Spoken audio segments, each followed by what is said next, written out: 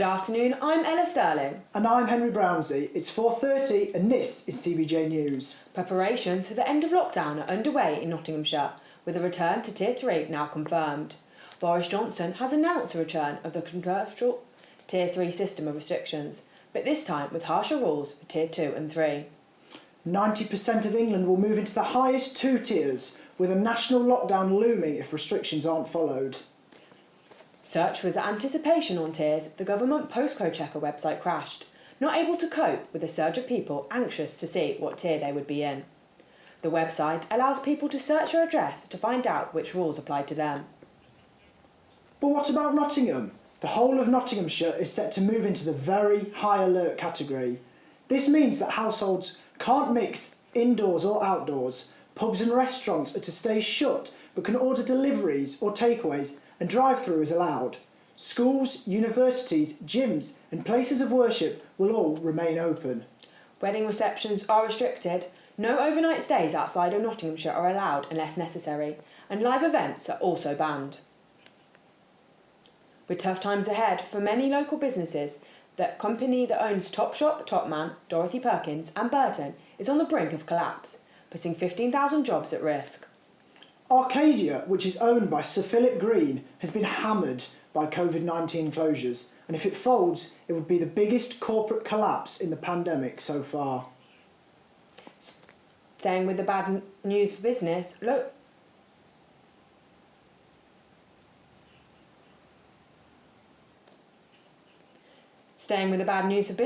local clubs and bars have been given no reprieve in the latest tier announcement. Uncertainty remains as the traditionally busy festive period looms. Holly Forbes explains. 10 p.m. curfews, noise level restrictions and no standing up.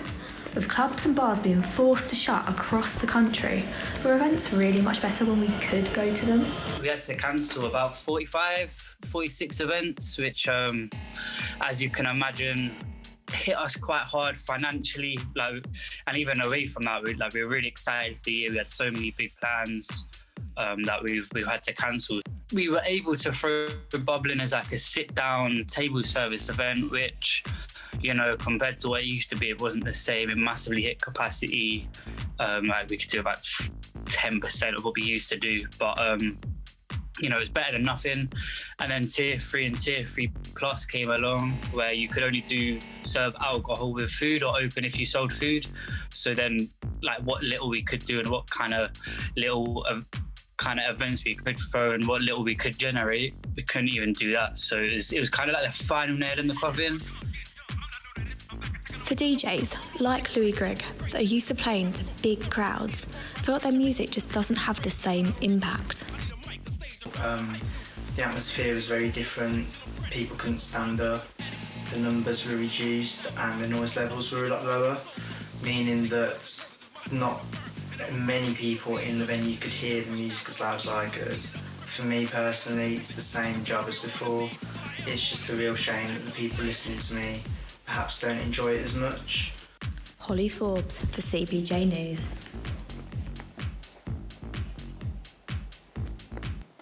Christmas adverts have become a much anticipated part of the lead up to Christmas. With big ideas and big budgets, businesses have high hopes for their festive promotions. But there has been no warm, fuzzy feeling for one supermarket chain. Shelley Tutoren reports. The Christmas spirit is underway as decorations across the cities are up and supermarkets have begun advertising their festive stock. Sainsburys' decision to feature a black family in one of their Christmas adverts this year has led to controversy after some members of the British public expressed discontent on social media. Some of the comments responding to Sainsburys' advert included, "You may as well rename yourself Blackberries. This doesn't represent me. I don't see myself in this at all. I can't relate. And I'm dreaming of a white Christmas." Janelle Brown, founder of Next Gen, an anti-racism group who organised Nottingham's Black Lives Matter protests, explained how this just shows that we can no longer deny that racism still exists here in the UK. I'm actually quite glad that those comments were made because it just showed that the UK is racist, which was the point we were making from the get-go. When we held the protest, everyone was saying, it's happened in America, those things don't happen here. And those comments, you know, we're protesters for Black Lives Matter. We've explained the whole Black Lives Matter, All Lives Matter situation. You know, people have seen the injustices that are happening, but still continue to make these types of comments. And yeah, so I'm actually pleased that those comments were made, because it does show the UK is still racist. The response from Sainsburys to these comments stated, "Throughout all our advertising, we aim to represent modern Britain, which has a diverse range of communities. The advert shows 3 stories of 3 families, and so backlash from the advert was a devastating surprise." This is Shelley Tutoran for CBJ News. The Poppy Appeal is feeling the effects of COVID, with a decrease in donations and volunteers able to help. This follows a very different looking Remembrance Day. Mia Holmes has a look at the charity's pandemic survival. Every poppy sold makes a difference to the lives of our armed forces community, but like so many other organisations, the Poppy Appeal has had to adapt to COVID-19.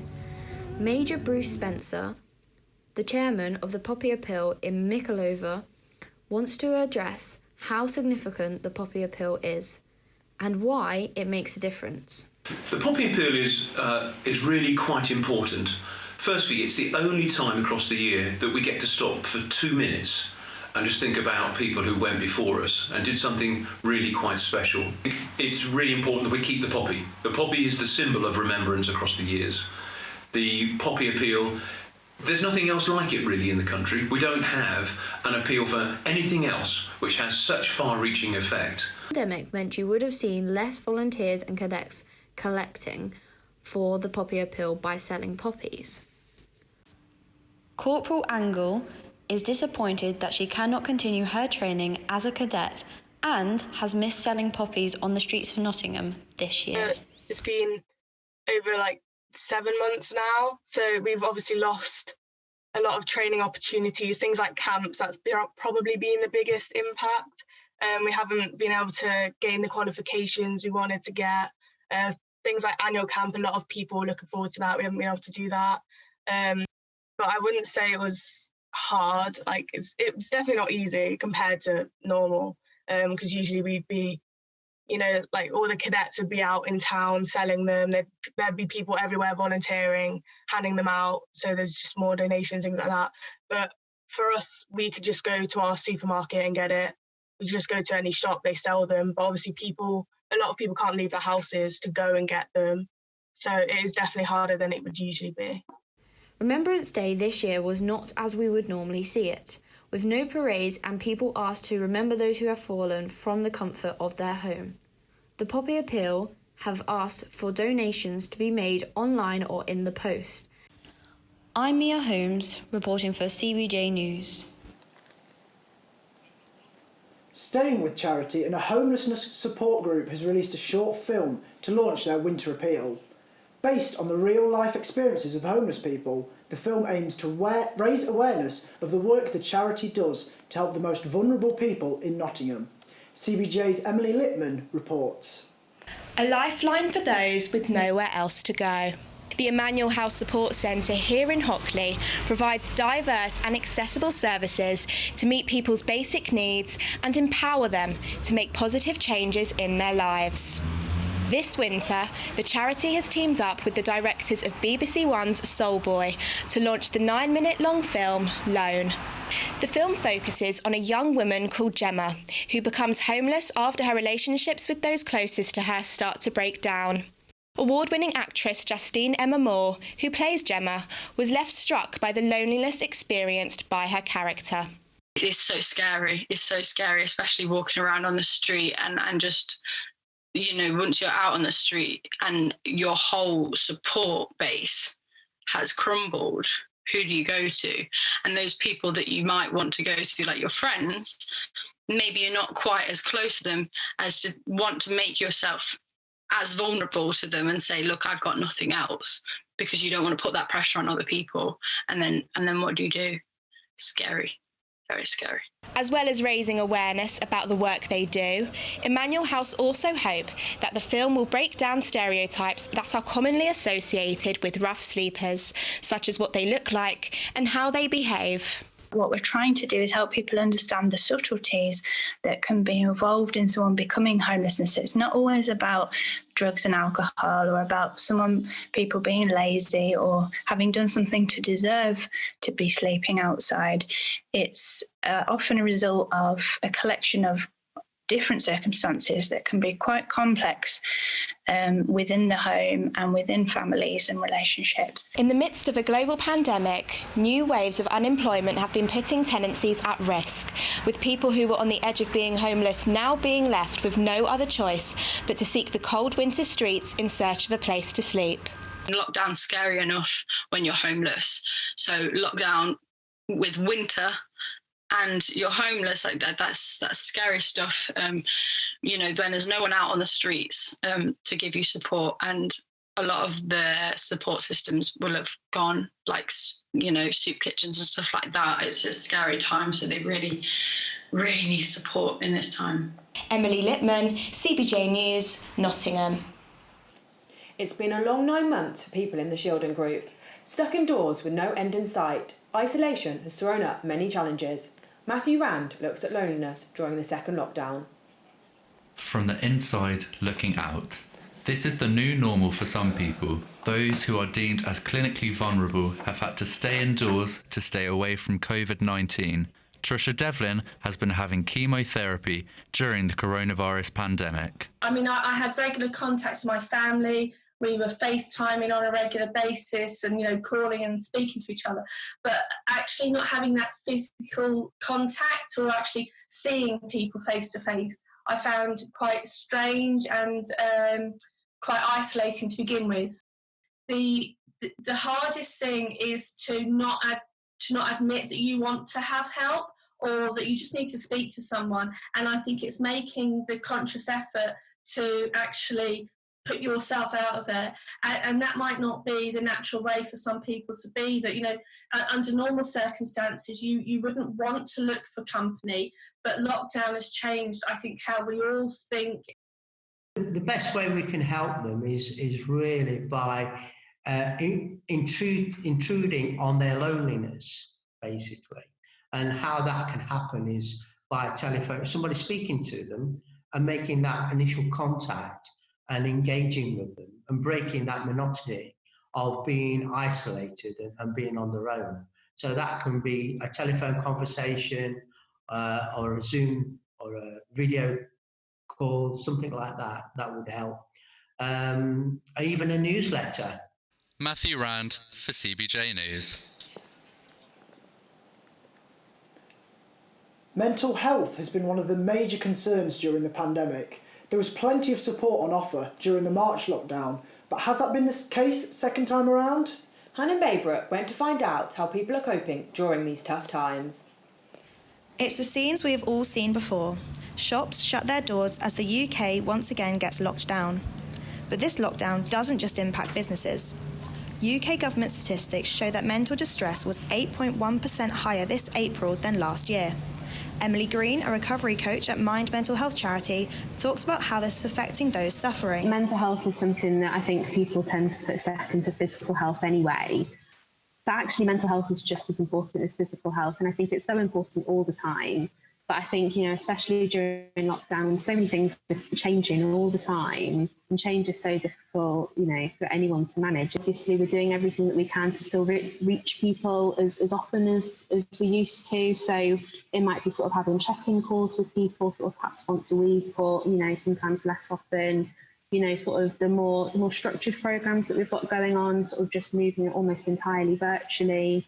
And that sort of thing. So it has been a challenge. Tony Harland, a third-year student at Nottingham Trent University, expressed the issues herself and many students are also feeling to the second national lockdown. I think the uni could definitely reach out a little bit more. I think that even if they do send out anything, which is a bit limited anyway, it just kind of falls short because people think, well, you're just kind of doing it to tick a box. Like, it doesn't really feel like people actually care that much. In the first lockdown, you could kind of go and sit outside in the nice weather, whereas this time, we're all kind of cooped up. You can't really go on walks. You don't really want to go outside. So in that aspect, I'd say it's worse. Although this lockdown has added pressure to various people, some have taken this as an opportunity. People are sort of making that time for things that they wouldn't normally be doing. So it might be taking up a new hobby or, spending time with family that they wouldn't normally. So just things like that make people happy at the end of the day, that we can now sort of prioritise a little bit more. I think, although it feels like there are fewer opportunities at the minute, I think actually it's just a case of looking for opportunities in other places. And I think people have really taken that in their stride a little bit. Hannah Braybrooke reporting for CBJ News. You may have spotted some extra facial hair this month. None quite as good as Henry's one though. Every November, Charity Movember raises money for men's health. This year, as well as growing moustaches, people are taking on some extra challenges. Movember, a charity that is now known globally, raising money and awareness for men's health, mainly testicular cancer, prostate cancer and mental health. Men die on average 6 years earlier than women, and 75% of all suicides in the UK are by men. So, by 2030, the charity wants to reduce the number of men dying prematurely and committing suicide by 25%, as well as halving the number of men dying from prostate and testicular cancer. Movember is an important charity for Jordan Leeming after his cousin and godfather committed suicide. My sister was on the phone on Skype and she was like, look, your cousin's missing. Our cousin, Daniel, my cousin's missing. It started coming out more and more facts that I wasn't aware of, was the fact that he was struggling with mental health. And the last thing he searched on his computer was like, things to end his life. Jordan is cycling 125 miles in one day from his office in Birmingham to the Movember office in London to raise money for the charity. If I can stop one person taking their own life, then their family doesn't have to go through what my family's gone through, like I've had to go through. The rugby team from Nottingham Trent are also taking on some big challenges this month. So far, the team have raised over £5,000 for the charity. We always say as a club that Movember is pivotal for us in terms of what we do for charity, and as a big club we have got the status to be able to make a difference. So when posts went out about Movember, the boys have fully embraced it. We've got loads of boys on board, running for Movember, moving for Movember, growing hair, taking hair off, dyeing hair. Getting involved in this mental marathon as well, where we had over 140 lads say they're going to run. Men typically seems like not need to talk about emotions that might have been laughed at in the past, but I think it's becoming increasingly everyone's becoming increasingly aware of the importance of speaking out about it. Like I say, with lockdown, there's never been a more important time to look after each other. And this year, sponsorship requests have flooded social media. Millions have been raised, but more importantly, the campaign has encouraged people to check up on the men in their lives, something that Jordan urges people to do before it is too late. I've missed the signs on 2 family members and everyone's like, yeah, but you weren't to know, but I should have known. They're my family, I should have known. Ella Sterling from CBJ News. And finally, students in Nottingham have been working hard to stay positive and support each other through the latest lockdown. Here's a look at 2 groups making an effort to do good during lockdown by raising money for charity. Say again. I think, yeah. Do you want to go? Yeah, I'll go. What was the question? As a club, I'm Chris Callahan and I'm the treasurer of Touch Rugby Club. I'm Josh Barry and I'm the mental health and wellbeing officer of the Touch Rugby Club. I'm Jack Mustill. I'm Luke Draper. At the moment we're raising some money for charity. We're climbing Everest using our staircase. Yeah.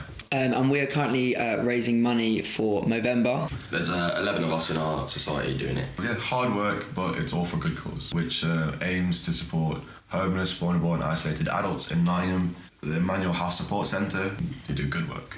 Humiliating and embarrassing yourself is to basically try and capture media attention. For Mind, which is a mental health charity which supports people in any capacity if they're struggling with their mental health, with helplines and so on and so forth.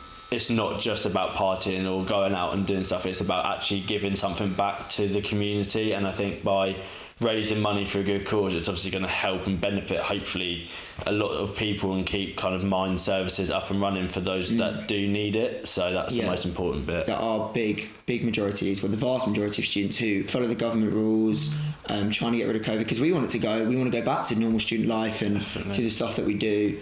And there's people like ourselves that are doing the fundraisers and trying to help the community and stuff like this. Change the perception of students, so we just don't go out and party. There is more to us. We are actually trying to help the community, for sure. And especially everyone being in lockdown, mental health did kind of take a big hit. So by raising money and obviously having these wonderful tashes, trying to kind of make sure that people recognise that mental health is a big thing, and any kind of form or support, if we help one person, then we've done more than anything. Follow the rules, stay safe, keep your friends close but not too close, I'd say. And here's Cormac Clark with our sport and weather. Thanks guys. In your sports news for this evening, Notts County and Nottingham Forest will not be allowed fans in their stadiums on December 2nd as Nottinghamshire enters Tier 3. The latest tier guidelines has detailed that only clubs in lower risk areas can see fans return. As a result of no ticket sales earlier this month, up to 6 EFL clubs said they fear for their survival if no financial bailout is agreed for the championship. Notts County Chief Executive Jason Turner spoke in a statement on the club's website yesterday and said, "While we are of course disappointed, we'll have to wait a little longer to play in front of our wonderful home supporters. Public safety comes first and we respect the government's decision. Our supporters should rest assured that we will continue to plan for their return to Meadow Lane so we can act quickly when Nottingham's Tier 3 restrictions are lifted." In cricket, Notts Outlaws have been given suspended sanctions for disciplinary breaches during their title-winning T20 Blast campaign. The Trent Bridge side committed 5 breaches of the England and Wales Cricket Board's disciplinary codes during their 13 games. If there is a further breach, Notts will also face a points deduction in 2021. Meanwhile, Elite Sport continues this week and a number of Nottinghamshire sides are in action. Notts County face Wealdstone in the National League this evening at Meadow Lane with a kick-off of 7:45pm. Notts are unbeaten in their last 2 games and look to move into the upper half of the National League table. Across the Trent, Nottingham Forest are back at the City Ground this weekend, taking on Swansea in the EFL Championship on Saturday at 3pm. Chris Hughton's men will be looking to bounce back from the midweek defeat away to Bournemouth on Wednesday night and begin to climb the Championship table. And in weather, a rather cold and foggy start to the day so far, with temperatures sitting at around 5 degrees. We are seeing some sunshine this afternoon, becoming increasingly dry throughout the day, but fog will return in the evening. Unfortunately, not much change heading into the weekend. It's going to be a cloudy day with some showers in the morning and a high of 9 degrees Celsius. A similar theme on Sunday, as dry and cloudy spells continue throughout the day, with some fog forming later in the evening. That's your weather. Back to you guys in the studio. And that's all for now. We'll be back next week at 4:30. You can keep up to date with our social media at CBJ News. Have a great weekend and we'll see you soon.